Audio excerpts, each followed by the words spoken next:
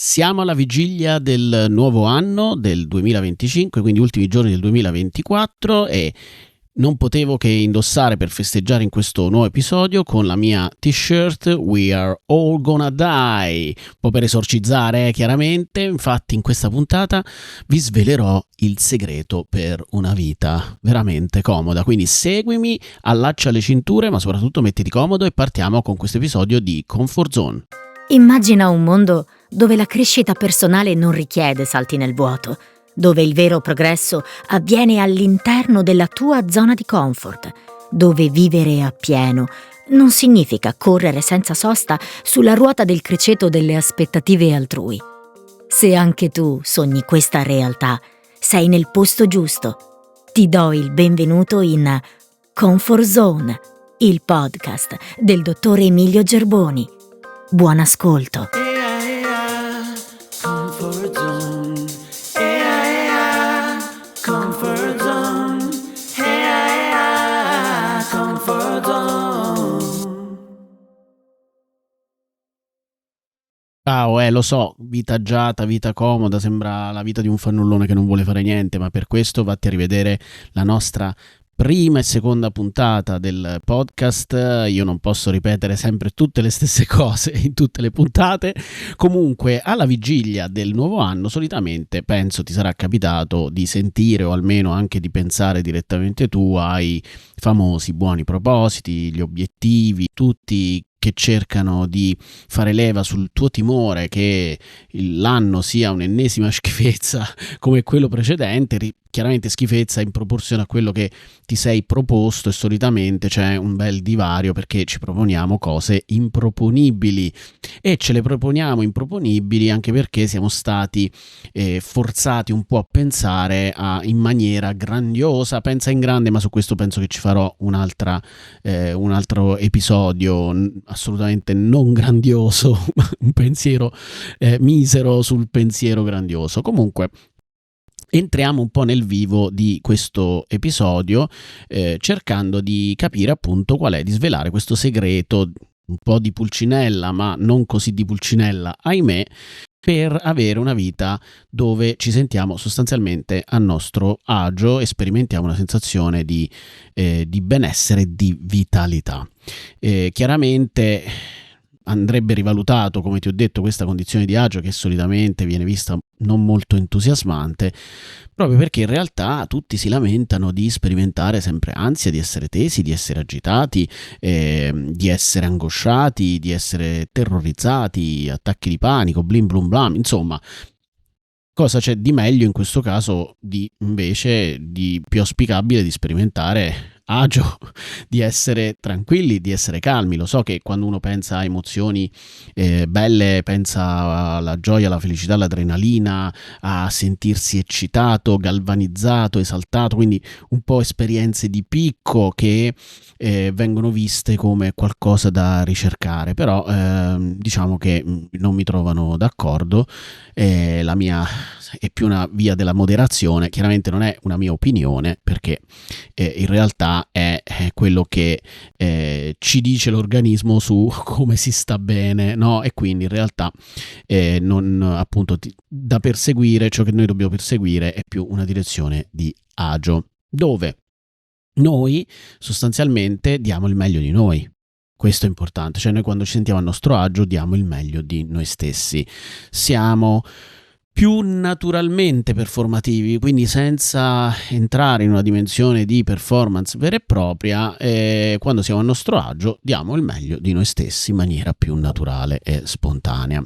E allora quando è che si sperimenta questa condizione di agio? Quindi partiamo dal presupposto che la condizione di agio si sperimenta quando le nostre risorse, le risorse che noi abbiamo a disposizione, superano le richieste dell'ambiente in cui ci troviamo a vivere. Quando c'è uno scarto positivo tra le nostre risorse e quello che ci richiede l'ambiente, queste risorse che sono disponibili e quindi possiamo accedere a queste risorse, e queste risorse sono proprio quelle che servono per quell'ambiente dove ci troviamo, almeno un pareggio, diciamo così, quindi precise, oppure abbiamo un surplus di risorse, ecco che sperimentiamo agio.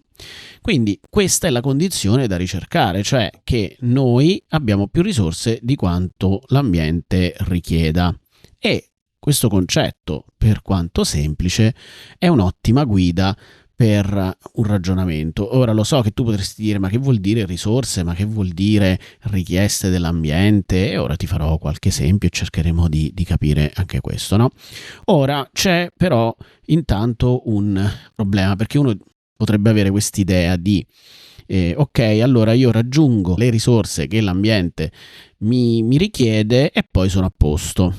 Purtroppo non è così, perché l'ambiente muta, quindi mutano anche le richieste che l'ambiente richiede, no?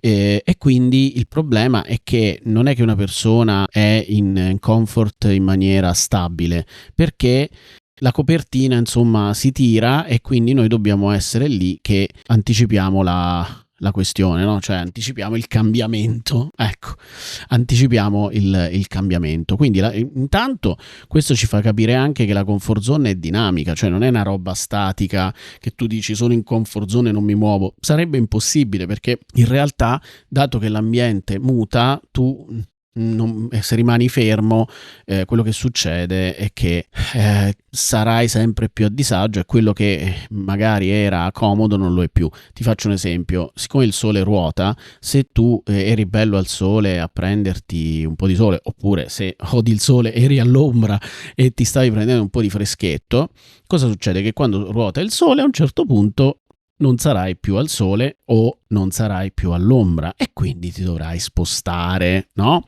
Ok? Quindi questo è un po' il principio. Quindi noi ci dobbiamo muovere e muoverci da una posizione di agio, quindi non in urgenza, non in affanno, ma anzi quando stiamo bene è il momento migliore per muoversi. Ora chiaramente questa cosa viene naturale, non è che ti devo stare a dire di muoverti, quindi devi iniziare semplicemente a sintonizzarti con la tua sensazione di movimento di quando sei in benessere. Questa è la cosa fondamentale. Così come l'ambiente evolve, anche noi evolviamo e mutiamo, quindi le risorse che ci servono in un dato momento non sono le stesse che ci serviranno in un secondo momento. Per farti un esempio, se io sono un bambino avrò delle richieste e dei bisogni diversi da quelli che sono i bisogni e le richieste di un adulto. Ok, questo è anche credo abbastanza intuitivo e non dovrei dover fare più esempi. Comunque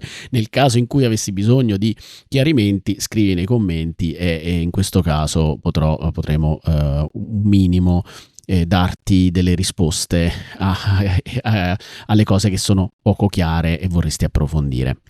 Tra l'altro, già che ci sono, ti ricordo che nella Quiet Mood Academy, iscrivendoti gratuitamente, quindi c'è il piano gratuito, troverai dei contenuti extra del podcast, quindi troverai le mappe mentali, la trascrizione integrale e la community dove si può commentare e condividere in maniera più riservata e più intima e più tranquilla, proprio perché è un'oasi di pace la community, quindi veramente tranquilla, anche perché è moderata internamente rispetto a YouTube, dove può arrivare la qualunque o negli altre piattaforme. Va bene, quindi detto questo, continuando nel nostro discorso, capiamo anche che non c'è solo una questione di dinamicità, ma c'è anche una questione di natura. Cioè, cosa intendo per questione di natura? Intendo dire che esistono habitat diversi. No? Esiste il deserto, esiste la fascia mediterranea, esiste la montagna con i ghiacciai e così via. Insomma, esistono diversi climi e ambienti che costruiscono delle condizioni, dei contesti all'interno dei quali possono nascere, crescere delle cose e altre no. Lo stesso vale per gli esseri viventi, quindi non è che gli esseri viventi sono tutti uguali. ci sono degli esseri viventi che saranno più adatti per certi ambienti e altri esseri viventi che saranno più adatti per altri ambienti. Ora, l'essere umano è un essere un po' particolare perché in realtà è come se fossero tanti esseri, per cui non è che siccome sei essere umano ti adatti a tutti gli ambienti. Essendo diversi, ognuno di noi è più adatto a un ambiente che un altro. Quindi se sei un pesce ti troverai bene nell'ambiente acqua, se sei una pianta grassa ti troverai bene nel deserto e così via. Quindi due elementi: dinamicità, quindi mutamento dell'ambiente e del soggetto.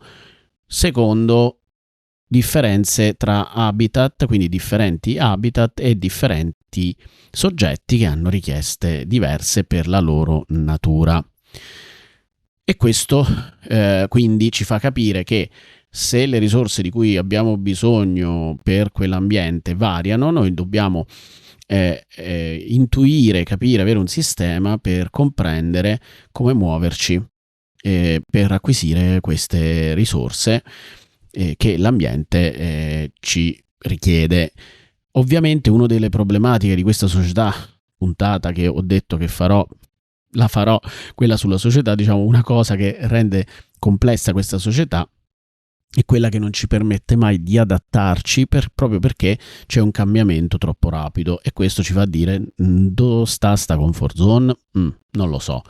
Quindi capire quale risorsa serve per un ambiente che muta rapidamente è fondamentale. Un aspetto importante di cui tenere conto è che non è così evidente sapere quali sono le risorse e come acquisirle, perché un po' come accadeva in Ralph Super Maxi Eroe, non so se conosci la serie TV, ovviamente se sei verso il boomer sicuramente la conoscerai, se invece sei un giovinotto ti invito a recuperare questa serie molto divertente, dove c'era questo supereroe che si trova a scoprire una tuta con dei poteri che viene lasciata dagli alieni, solo che lui smarrisce il manuale di come si utilizza questa tuta speciale e quindi non riesce non è facile per lui utilizzare questa tuta e i poteri speciali che ha questa tuta qui.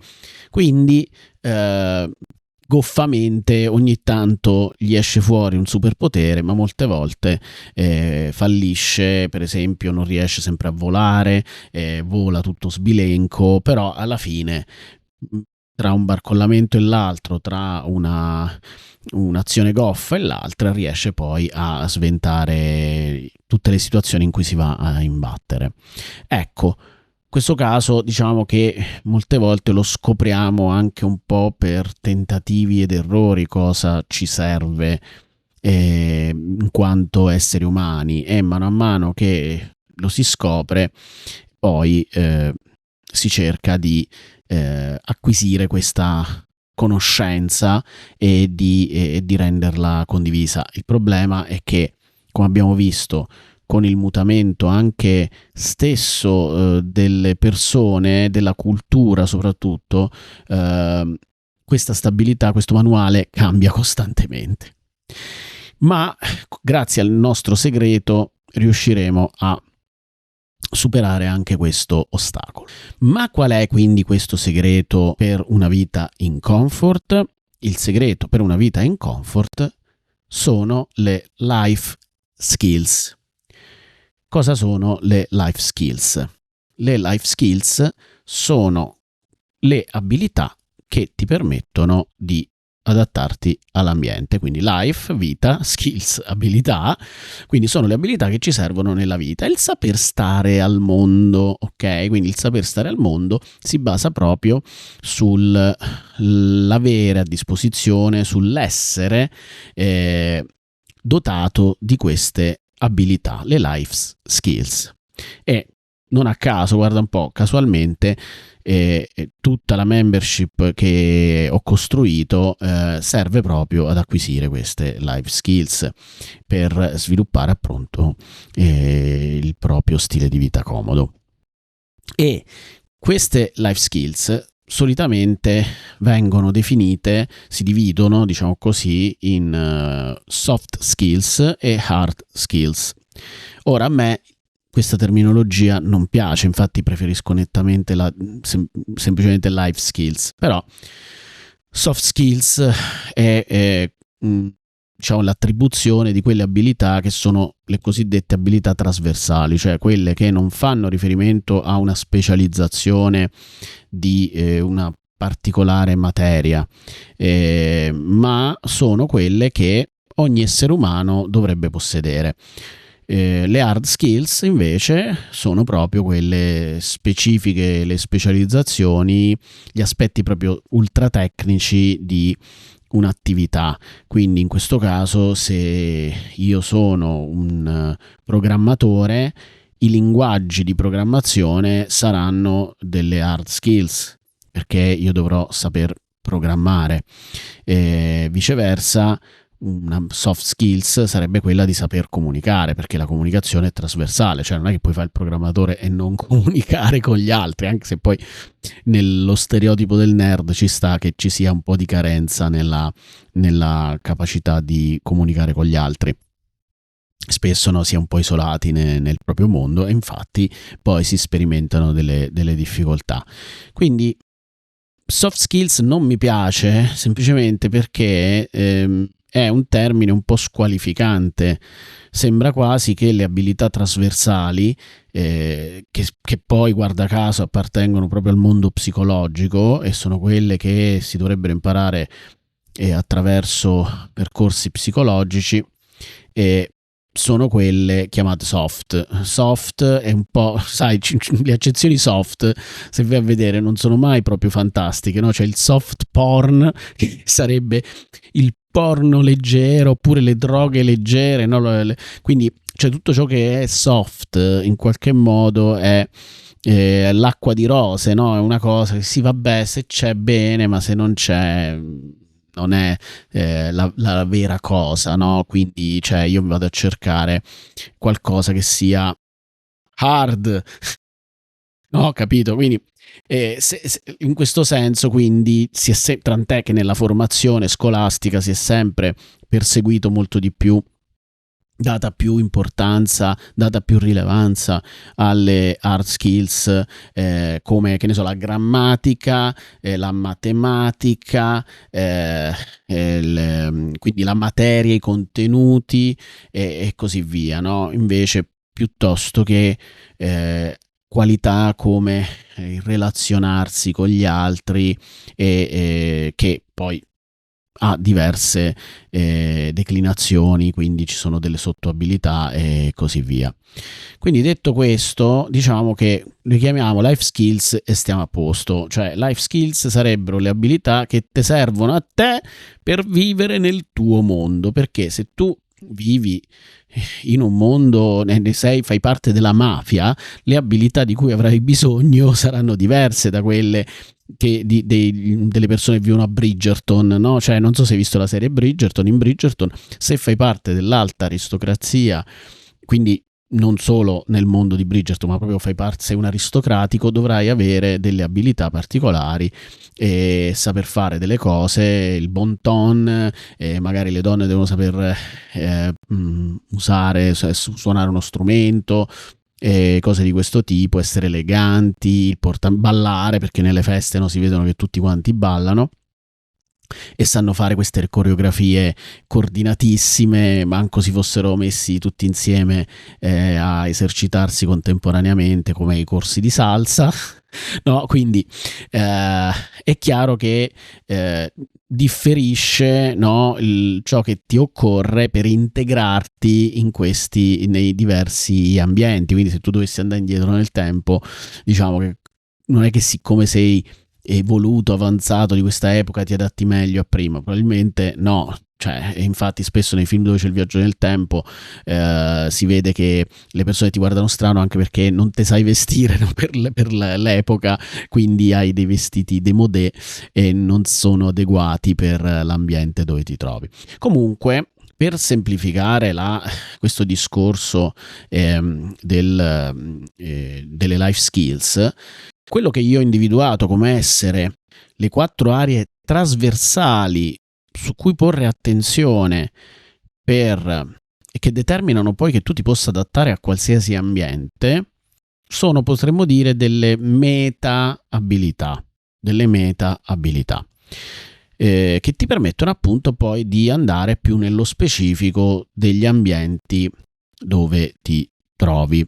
E queste 4 abilità sono l'apprendimento, quindi la capacità di apprendere, l'imparare ad imparare, il detour apprendimento. Noi siamo più abituati a un indottrinamento che a un apprendimento, quindi l'apprendimento è tutto ciò che riguarda l'elaborazione delle informazioni, l'accesso alle informazioni, quindi la ritenzione delle informazioni e l'utilizzo. Quindi è una sorta di meta skill che ti permette di acquisire altre abilità, no? Un'abilità che permette di acquisire abilità, conoscenze e di tutti i tipi. Quindi è proprio questo, cioè come faccio a non sentirmi a mio agio se ho la capacità di apprendere? Cioè mi sento tranquillo del fatto che io potrò adattarmi, perché il problema non è che non so fare una cosa, è se non so impararla.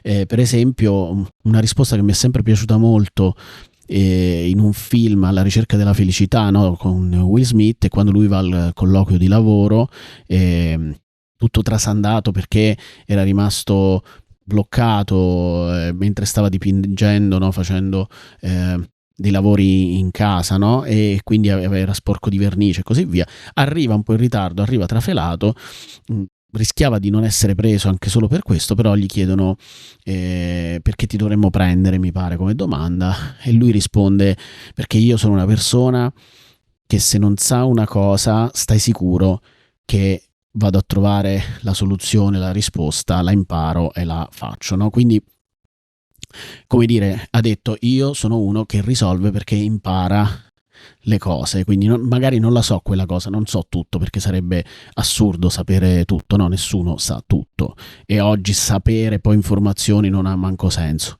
ma la cosa fondamentale... Posso dire una cosa?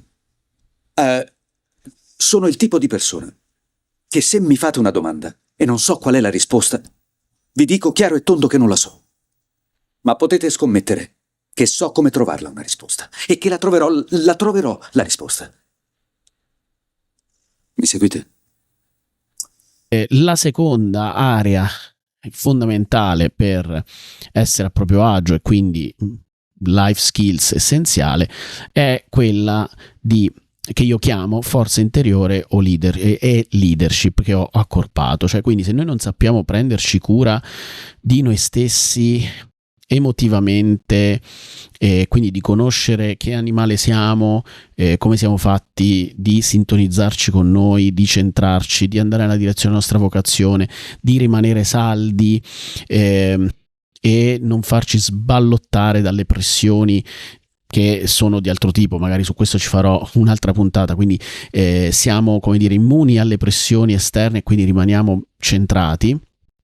E la forza interiore della leadership riguarda quindi anche quello che solitamente vengono chiamate la mission, la vision, che sono state un po' tutte svuotate, no? Sono state tutte un pochino svuotate del loro significato, come tante parole. Oggi è lo sport nazionale svuotare le parole, e riguarda tutte le nostre convinzioni, credenze che abbiamo, no? Quindi in questo senso forza interiore leadership è proprio una skill essenziale, quella che ci permette anche di sostenerci nelle difficoltà e darci sollievo, sapere come poi prenderci cura dei nostri bisogni e rispondere al meglio alle nostre esigenze. La terza è la pianificazione, cioè quindi in questo senso noi dobbiamo avere l'abilità di appunto capire come orientarci nello spazio e nel tempo e strutturare dei piani di azione, perché questa è un'altra risorsa fondamentale, soprattutto in un mondo che, come abbiamo detto, muta costantemente e dove l'incertezza e l'imprevedibilità sono la caratteristica di base. È chiaro che avere una capacità di pianificare all'interno di questo contesto, oltre a essere molto difficile, è molto importante saper trovare una chiave direzionale.